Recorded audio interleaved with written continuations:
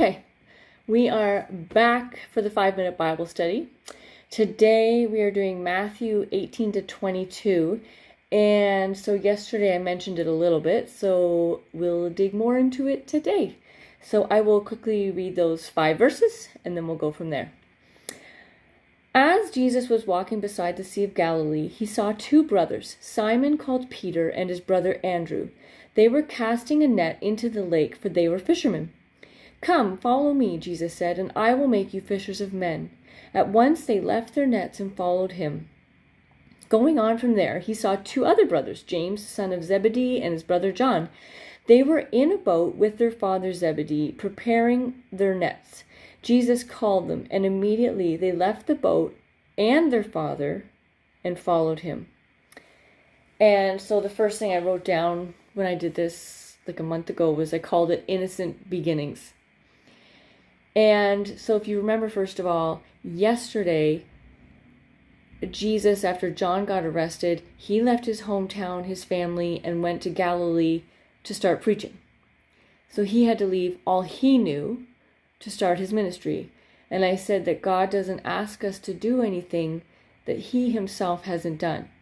And so now today, or that day, he's calling first Peter and Andrew. And they didn't understand what they were being called to, or where they were going, or what they would be doing, or what the risks were, pros and cons. They didn't know any of that. But in reality, I thought that was best, because if you look at the life they had to live after knowing Jesus, and especially after Jesus was crucified, that was not an easy life. Like torture, beatings, hatred. If Jesus had come to them and said, "Hey guys, join me, here's what we're going to do," and he gave a description of what was to come in their future, they would never have said yes. They wouldn't have agreed to it, because it's hard to imagine surviving some of those terrible things. And so it was best, I think, that they didn't know what they were jumping into. And sometimes I think that's great why we don't know where our life is going, because for one, I was in a mentally and emotionally abusive marriage and ended up being a single mother. And if you had told me that that's where my life would go, first of all, I would have lived in fear. And of course, I never would have chosen that. If I had a choice to say yes or no, I never would have said yes to that. Nobody would choose that. In the end, it's been an amazing road where God has shown me things, but I would never have chosen it. And so Peter and Andrew said yes, because if they had been told what they would go through, they might not have said yes. And what I noticed too is they were called when they were just doing their everyday job. They weren't specially educated, they weren't religious, they weren't spiritually respected. They were fishermen, probably uneducated, I would think. And I wrote down that they were just regular guys like me, a regular massage therapist.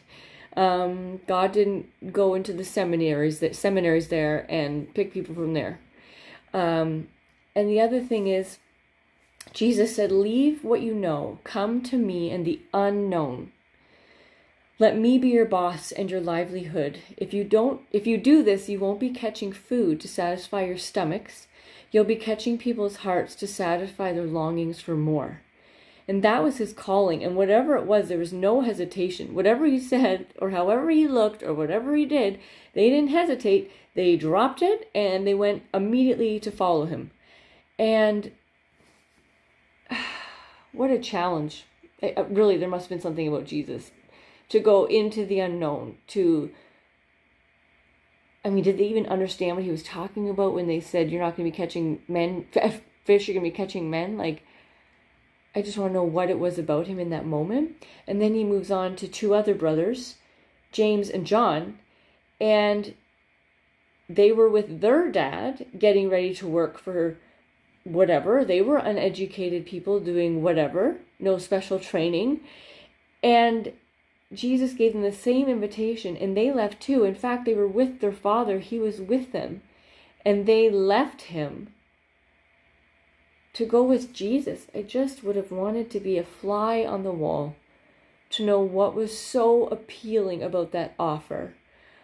Or maybe it gets to the point where hearts are so empty and not sure what they're needing, that even a vague